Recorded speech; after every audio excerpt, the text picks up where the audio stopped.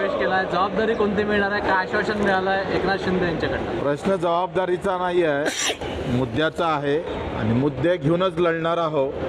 शिवसेनेचा एक नवीन चेहरा पाहायला भेटणार आणि तो शेतकऱ्यासाठी, दिव्यांगासाठी, मजुरासाठी लढणारा असेल.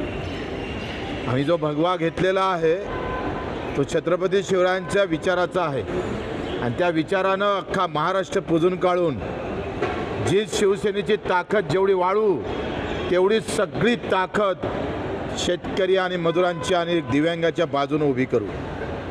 आमच्या शेवटच्या श्वासापर्यंत शेतकरी, मजूर, कष्टकरी, कामकरी, दिव्यांग हा सुटणार नाही.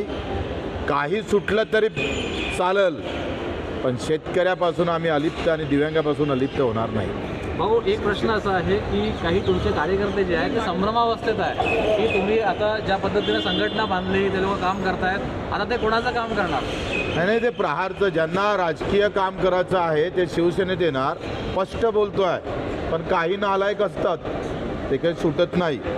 पण ज्यांना राहायचं आहे त्यांनी राहावं व्यवस्थित. मी कोणाला जबरदस्ती केली नाही, जबरदस्ती करणार नाही.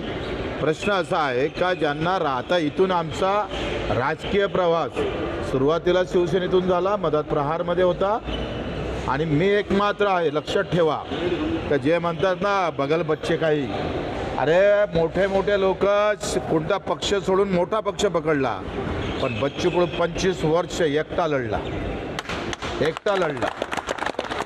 आणि प्रहार म्हणून लढला.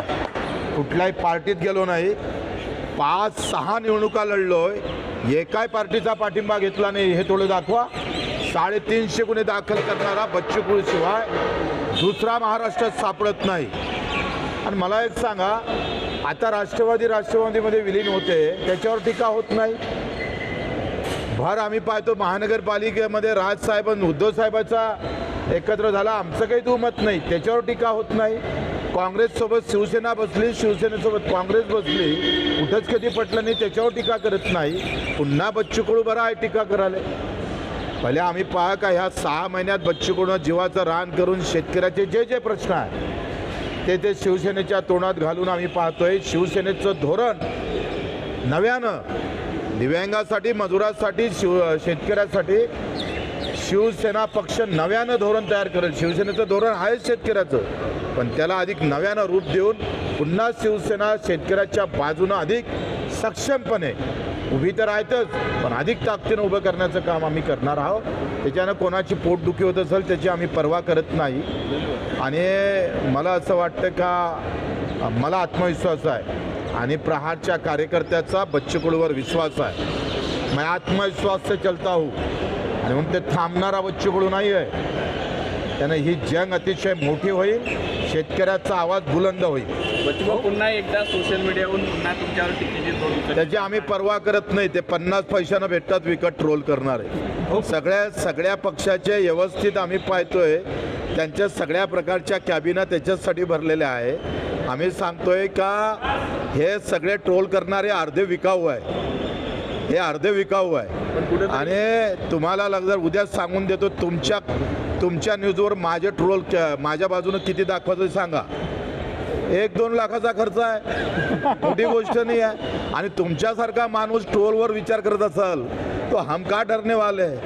अरे चिंता तर आम्ही पाहतोय, नाव तर प्रभू रामचंद्रालाही ठेवलेलं आहे, बाबासाहेबालाही ठेवलंय, छत्रपतीलाही ठेवला. आम्ही तर त्याच्यातला एक लहानसा माणूस आहे. त्यानं हे आजूलचे फजूलचे जे येतात ना, हौसे नवसे गवसे, याला बच्चू कडू घाबरणारा नाही. शेतकरी आंदोलनाच्या वेळेस टीका केली, पुन्हा आता तुमच्यावर टीका व्हायला लागल्या. अशांना तुम्ही त्याच्या माध्यमातून काय उत्तर द्याल? कारण काय माझं म्हणणं आहे का बच्चू कडूवर विश्वास ठेवा आणि बच्चू कडूचा आत्मविश्वास आहे याच्यावर तुम्ही मजबूत राहा.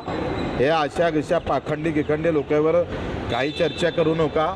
एवढी मोठी कर्जमाफी झाली, कोणी आम्हीच दाखवतोय का कर्जमाफीची घोषणा करून घेणारा बच्चू कडू शिवाय मैकेलाल कोणी मैदानात होता का? आणि 2,500 रुपये हाताचं बंधन नाही. तुम्हाला माहित आहे तुम्ही कोणत्या विचारातून मला प्रश्न विचारतोय, वरतून काहीतरी आलं तुम्हाला.